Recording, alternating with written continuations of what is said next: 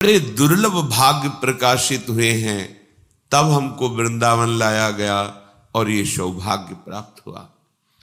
इस सौभाग्य का परिणाम दुख सुख भोगाने वाला ये मानव शरीर नहीं, केवल स्वाप्निक सुख स्वर्गलोक भोगाने वाला देव सुख नहीं, केवल पाप कर्म भोगाने वाला यातना देह नरक दुख नहीं, ये भगवत सुख प्रदान करने वाला है जो लोक लोकांतर में कहीं सुख नहीं है। ये जन्म मरण को रोकने वाला है। बड़े भाग पाइप सत्संगा तो बिना ही प्रयास होई भव भंगा। शब्द पर ध्यान दो।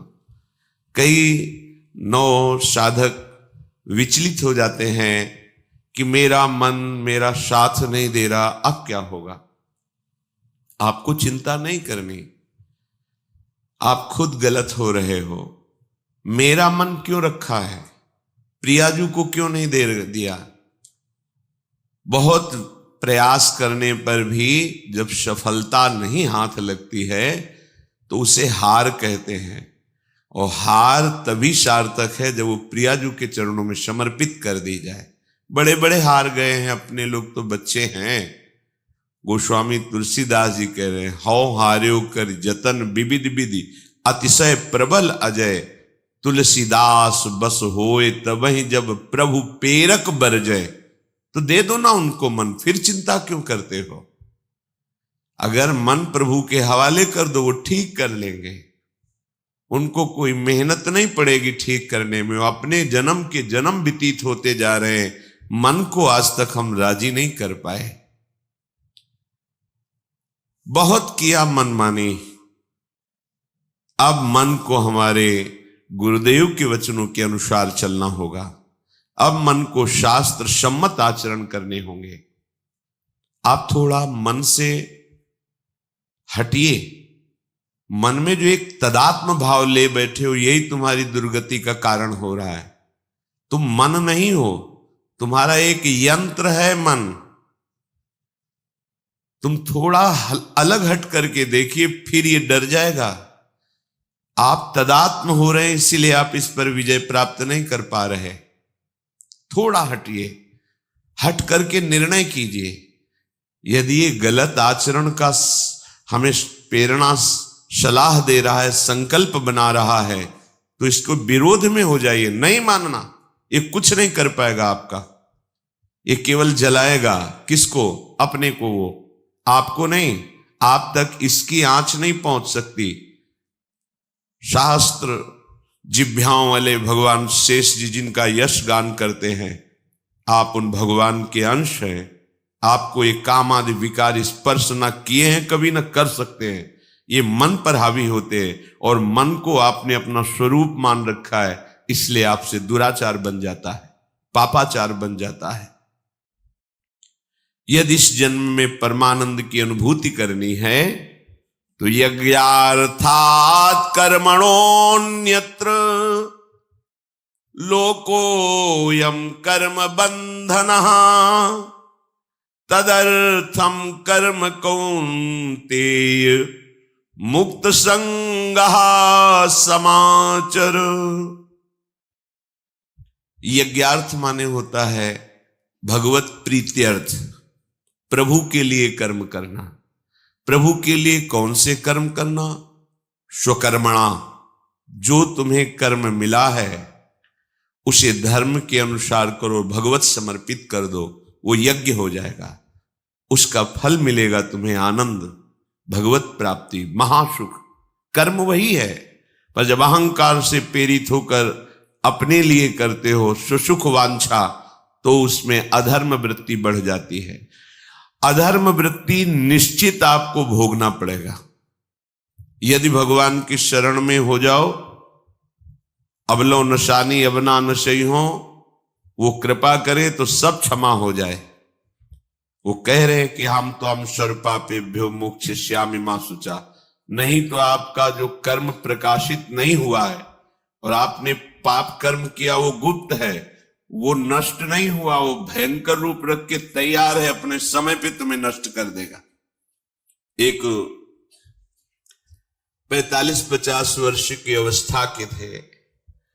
अब उनको ज्ञान हुआ कि हमारे द्वारा बहुत अधर्म हुए हैं, अब सब छोड़ो, अब सत् कार्यों में लगो। तो उनके सामने एक स्वर्णकार का मकान था। वो बहुत ही कपटपूर्ण व्यवहार करता था। भोले भाले लोगों को असली स्वर्ण लेकर के, केवल स्वर्ण का लेप करके अलंकार बेचता। अगर कोई जानता तो कुछ राज कर्मचारियों को अपने लेद के अधीन किए हुए था और उसको कुछ नहीं होता। तो जो राज कर्मचारी उसके रहस्य को जानते थे वो रात में ड्यूटी देते थे। उन लोगों ने सोचा कि इतना धन इसने इकट्ठा किया है, अगर हम इसको मार देते हैं और इसका स्वर्ण ले लेते हैं तो कोई रिपोर्ट करने वाला भी नहीं होगा और हम बहुत धनी हो जाएंगे। अधर्माचरण करने वाला कभी सुखी नहीं हो सकता।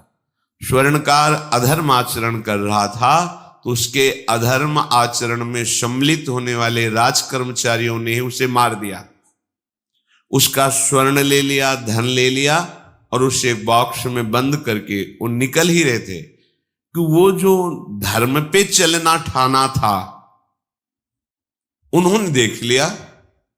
बाहर निकले, उनका ये क्या है? अब वो तो फंस गए क्योंकि बॉक्स में उसकी लाश थी और सब बैग झोला में स्वर्णाभूषण धन था।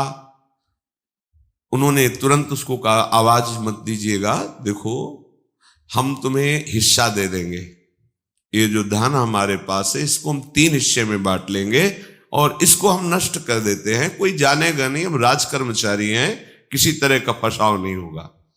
उन्होंने कहा, ये मैं अधर्म का कार्य नहीं कर सकता, मैं तो अब हल्ला मचाऊंगा, सबको बुलाऊंगा और बताऊंगा कि तुमने इसकी हत्या की है और इसका धन अपहरण कर रहे थे।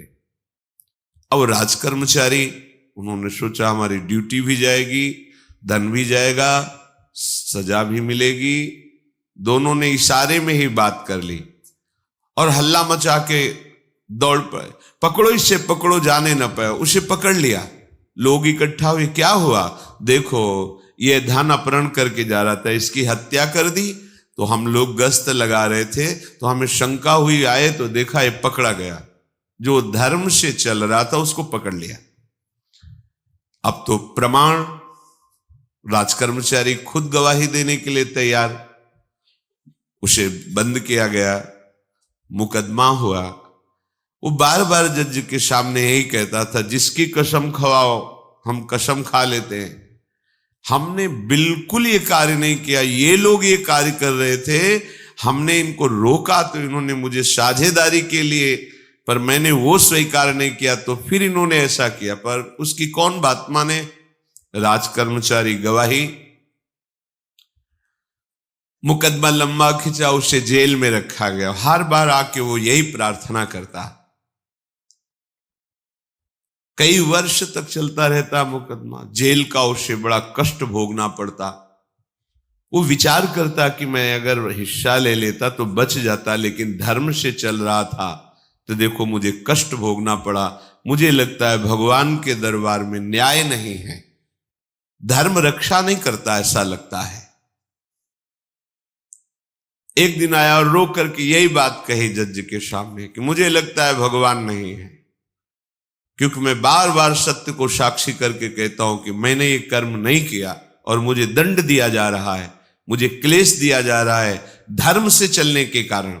अगर मैं सम्मिलित हो जाता तो मुझे तीसरा हिस्सा मिलता और बिल्कुल बात शांत होती। ये क्या धर्म है, कहां भगवान है? जज ने इस पर गौर किया।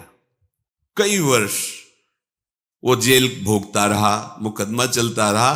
तब जज ने गौर किया कि बार बार ये कहता है इसकी जांच की जाए, तो हत्याकांड होते ही रहते हैं। एक शव आया वहां, जज ने मंगवाया था, जो पोस्टमार्टम के लिए जाता है, मंगवाया और कहा देखो इसका कोई नहीं है, अंतिम संस्कार के लिए अपने ही लोगों को जाना है। तो 2 कर्मचारी जो थे सरकारी, जो स्वर्ण चोरी में सम्मिलित थे, उनको और उसको, कहा कि बस तुम थोड़ी देर नदी के किनारे बैठे रहना, हम और लोगों को लेकर के आते हैं। और एक आदमी को छुपा के बैठा लिया और राज कर्मचारी नदी के किनारे शव को लेकर बैठे। उसको देखा, जिसको बहुत कष्ट दिया जा रहा था, सारा आरोप उसके ऊपर था, जो धर्म से चल रहा था। उसे कहा माना नहीं ना, अगर मान लेता तो तीसरा हिस्सा भी मिल जाता, बात वहीं खत्म हो जाती है। देखा, फंसा दिया, अब तेरे को आजीवन कारावास मिलेगा, कोई नहीं बचा सकता तेरे को। मेरी बात नहीं मानी, कह रहा था हल्ला मचाऊंगा, ऐसा वैसा, अब भोग। तो जज के द्वारा जो एकांत में बैठाला हुआ आदमी था, उसने पूरी बात सुनी। इसीलिए नाटक रचा गया था। तीनों को बुलाया और कहा तुम निर्दोष हो उस धर्मात्मा से। स्वयं इनकी आवाज से हमने सुना, ये कह रहे थे जो तुम बात कह रहे थे। तो उसने कहा कि ये तो ठीक है, अब निर्णय ठीक कर दिया, लेकिन अब कई वर्षों से मैं दंड भोग रहा था, ये कौन सा न्याय है? किस अपराध के कारण? मैं तो धर्म से चल रहा था, इसमें किंचन मात्र मेरा कोई अपराध नहीं था, फिर कई वर्ष से मैं सजा क्यों भोग रहा था? बार बार प्रताड़ना, नाना प्रकार के कष्ट क्यों भोगा मैं? जज ने कहा तुम हृदय को साक्षी करके बताओ, क्या कोई ऐसा अपराध किया है जिसका प्रकाश ना हुआ हो और तुम्हें दंड ना मिला हो? हम अब उसका कोई दंड थोड़ी तुम्हें देंगे, लेकिन तुम्हारे अंदर जो भगवान के प्रति आरोप है उसका निराकरण हो जाएगा। उसने कहा हाँ, यौवन अवस्था में मैंने किसी स्त्री को ऐसा ऐसा, और वो विरोध करने पर भी उसे मार दिया और आज तक बात कोई प्रकाशित नहीं हुई। तो बोले फिर भगवान को क्यों दोष देते हो? वो कर्म तुम्हारा दंड अगर मिल जाता तो नष्ट हो जाता, वो कर्म सुरक्षित है। उसी कर्म ने तुम्हें यहां अधर्म ना होने पर भी फंसाया और देखो तुम्हें भोगना पड़ा। तो निश्चित समझो, यदि आप अधर्म के द्वारा कोई भी सुख साधन करेंगे तो आप नष्ट होंगे। अधर्म के द्वारा आप धन आदि छीनना चाहेंगे तो आप नष्ट होंगे। अधर्म कर दिया है और उसका प्रायश्चित नहीं हुआ तो वो कर्म सुरक्षित है। ऐसी जगह फंसाएगा जहां 100% आपने कोई अपराध नहीं किया पर आपको उसका दंड भोगना पड़ेगा। फिर आपको लगेगा कि न्याय में अन्याय हो रहा है, कोई भगवान नहीं है। देखो मैंने बिल्कुल कसम खा के कहता हूं पाप नहीं किया, पर ये पाप का जो आरोप लगा वो पूर्व पाप आकर के तुम्हें दंडित कर रहा है। अब इस कर्म विधान को ये बहिर्मुख लोग क्या जानते हैं? तभी कहते हैं अरे कहां भगवान, कैसे भगवान? आज तुम धर्म से चल रहे हो, लेकिन कल तुमने जो कर्म किया तो तुम शरणागत होकर भजन के द्वारा उसको नष्ट नहीं किया ना, तो वो सुरक्षित है। अवश्य में भोक्तव्यम कृतम कर्म शुभाशुभम। इसलिए श्री भगवान आदेश कर रहे हैं यज्ञार्थात कर्मणोन्यत्र लोकोयम कर्म बंधनहा तदर्थम कर्म कौन्ते मुक्त संगहा समाचर। मुक्त हो जाओगे, न काम तुम्हें अधीन कर पाएगा, न पाप अधीन कर पाएगा, परमानंद में डूब जाओगे। केवल प्रभु के लिए कर्म करो। ये अगरबत्ती, धूप बत्ती, आरती, पूजा प्रभु को अपना नहीं माना तो ये थोड़ा शुभ कर्म बन गया, बस ये तुम्हारा प्रायश्चित नहीं होगा। जो तुमने अधर्माचरण के अगरबत्ती धूप बत्ती से खत्म होने वाले नहीं हैं, उनके लिए तुम्हें नाम जप करना पड़ेगा, नाम कीर्तन करना पड़ेगा। नाम कीर्तनम यस्य सर्व पाप प्रणाशनम, समस्त पापों का नाश करने में समर्थ है। राधा राधा राधा, कृष्ण कृष्ण कृष्ण, गोविंद गोविंद गोविंद। भगवन नाम, अगर भगवन नाम का आप निरंतर जप करने लगे तो आप स्वयं तर जाएंगे और लोगों को तार देंगे। मम भक्तियुक्तो भुवनम पुनात् सतरति सतरति सा लोकाम तारयति। जो भी कर्म कर रहे हो वो भगवान के लिए भावना करो, उस कर्म को भगवान को समर्पित करो, तो तुमसे पापाचरण नहीं होगा।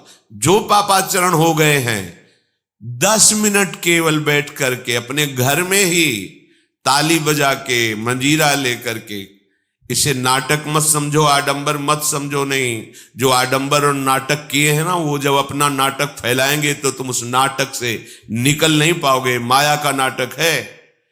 भगवान नाम कीर्तन, ये जो लोग कहते हैं ना कि भगवान तो हृदय में बैठे, दिखावे की क्या जरूरत है। अगर इतना बोध हो चुका है भगवान हृदय में बैठे, तब तो आप सिद्ध हो गए। केवल वाणी से बोल रहे हो, मन मानी आचरण कर रहे हो, दुर्गति को प्राप्त हो रहे हो, तो है ना सबके हृदय अछत विकारी, पर सकल जीव जग दीन दुखारी। सबके हृदय में बैठा है, पर दुर्दशा रोक रहा है क्या वो? क्यों? क्योंकि तुम केवल बातों से कहते हो सबके हृदय में बैठा है। ऐसा अनुभव किया? अगर ऐसा अनुभव किया तो व्यभिचार किसके साथ करते हो, चोरी किसकी करते हो, हिंसा की, कपट किससे, द्वेष किससे? बस केवल बातों से बात नहीं बनती। ये कर्म बातों से नष्ट नहीं होता, इसके लिए अनुष्ठान करना होगा नाम का। चाहे जैसी परिस्थिति हो, चाहे जो हो, जैसे भी हो, तुम्हारा मंगल होगा। अहोबत स्वपचतो गरियान यज्जिभ्यागे वर्तते नाम तुभ्यम।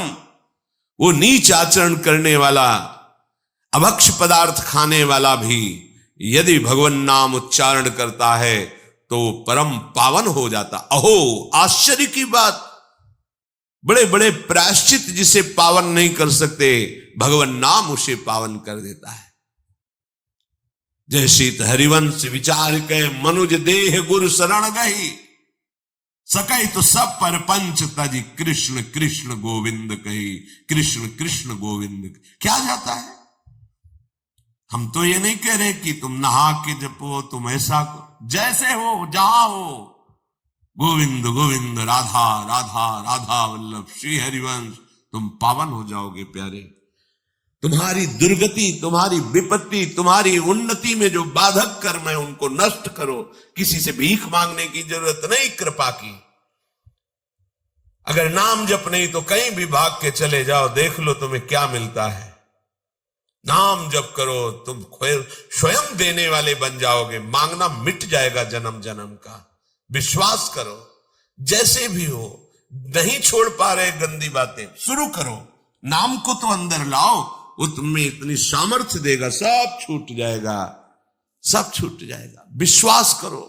आज तक जितने बड़े बड़े ऊंचाई के पद पर पहुंचे हुए महात्मा हैं, सबके मूल में नाम पाया गया। निरंतर नाम जप, निरंतर अभ्यास करने से होता है। विश्वास करो, इसके बराबर न तीर्थ याटन है, न कोई अन्य साधन है। नाम कलयुग केवल नाम आधारा, सुमिर सुमिर नर उतर ही पारा। जिसने नाम का आश्रय ले लिया महासुखी हो गया। पर जब तक तुम्हारे पाप कर्म भस्म नहीं होते, तब तक तुम्हें आनंद नहीं मिलेगा। इसलिए विश्वास करके दीर्घ काल तक सम्मान पूर्वक, आदर पूर्वक हृदय में नाम जप करो। जब पाप वासनाएं नष्ट हो जाएंगी, पाप प्रवृत्ति नष्ट हो जाएगी, तब आनंद की धारा, तुम्हें कोई भी विपत्ति, कोई भी संकट परास्त नहीं कर पाएगा। प्रश्न होता है कि हम बहुत प्रयास करते पर सफलता नहीं मिलती। प्रयास को कहते हैं पुरुषार्थ, और सफलता नहीं मिली उसको कहते हैं प्रारब्ध। कभी कभी प्रारब्ध बहुत जोर का होता है, जो बड़े बड़े ऋषि मुनियों के ऊपर भी हावी हो जाता है। पर पुरुषार्थ व्यर्थ नहीं जाता। यदि वो सत है तो तुम्हारा पुरुषार्थ भी तो असत है। अगर राधा राधा बीच में बोलते रहो और प्रभु की भावना कर लो कि 8 घंटे से जो काम कर रहा हूं वो समय और वो कार्य दोनों प्रभु को समर्पित करते हैं, अब ये सत्य पुरुषार्थ हो गया। अब प्रारब्ध को बदलने की सामर्थ्य आ गई तुम्हारे पुरुषार्थ में। खिलवाड़ नहीं है। जो तुम एक भी कर्म करते हो वो कर्म सुरक्षित है, वो तुम्हें दंड दे के रहेगा या तुम्हें सुखी करके रहेगा। असत है, पाप है तो दंड देगा, सत है, सुकृत है तो सुखी करेगा। विश्वास मानिए, ये सत्य वार्ता है, ये कोई चाटुकारिता की बात नहीं है। सत्य में सत्य रहता है, चाहे जो युग हो, चाहे जो समय हो, सत्य अपना प्रभाव दिखा के रहता है। इसलिए भगवान का आदेश है, तुम्हारा जीवन भगवत प्राप्ति के लिए, आनंद में डूबने के लिए, मस्त होने के लिए मिला है। ये मस्ती नशा में नहीं है, ये मस्ती दूसरों के शरीर का मांस खाने में नहीं है, ये मस्ती दूसरों की हिंसा व्यभिचार इसमें नहीं है। मस्ती है स्वात्मानंद की। जब कोई चाह नहीं, कोई परवाह नहीं, मृत्यु भी एक खिलौना लगने लगे, उसे मस्ती कहते हैं। वो मस्ती आती है भगवान नाम जप से। शुद्ध ज्ञान का प्रकाश हुआ, मरने का भय खत्म हो गया, क्योंकि शरीर राग नष्ट हो गया। इसलिए सावधान होकर जो जहां जैसी भी परिस्थिति में हो, भगवान नाम सदैव अपने पास रखो। राधा राधा, कृष्ण कृष्ण, गोविंद गोविंद। देख लेना, निहाल हो जाओगे, निहाल हो जाओगे, मस्त हो जाओगे। हमारी बात मान लो, हमारी प्रार्थना मान लो। कुछ इसमें नहीं लगता, इसमें न पैसा देने की बात कर रहे, ना कोई संयम नियम की बात कर रहे। जैसे बने, मन नहीं लगता, मत लगने दो, ये बड़ा दुष्ट है। ये लगता है हमें दुर्गति कराने के लिए। अगर इसकी हां में हां मिलाओगे तो ऐसे निंदनीय कर्म कराता है, घृणा होती है अपने मन से। देखो ना, झांक के देखो ना मन को, कभी ये तृप्त नहीं हुआ। वही गंदी बात, वही गंदा चिंतन, वही गंदे आचरण की प्रेरणा। इस दुष्ट को मित्र मानते हो, ऐसे मन को? जो हमारा खास दुश्मन है वो मन है। वासनाओं में फंसा हुआ, वासनाओं की प्रेरणा करने वाला दुश्मन मन है। इस मन को डंडे से मारो। डंडा है हरिनाम। जितना जपोगे मन उतना ही सावधान रहेगा। कृष्ण कृष्ण, गोविंद गोविंद गोविंद, निरंतर रटन करो। राधा राधा राधा। क्या जाता है? जिह्वा से नाम उच्चारण कर रहे, शरीर से अच्छे कर्म कर रहे हैं, विचार अपने आप पावन होने लगेंगे। विचार पावन हुआ तो महात्मा हो गया, चाहे वो गृहस्थ हो, चाहे वो विरक्त हो। तो ध्यान दीजिए, हमारे पुरुषार्थ को प्रबल करने वाला और प्रारब्ध को नष्ट करने वाला एक ही महान समर्थ है, भगवान नाम। इसके सामने कोई साधन बराबरी नहीं कर सकता। ये महामहिम नाम भगवान का है, भगवान को भी अधीन करने की सामर्थ्य रखता है।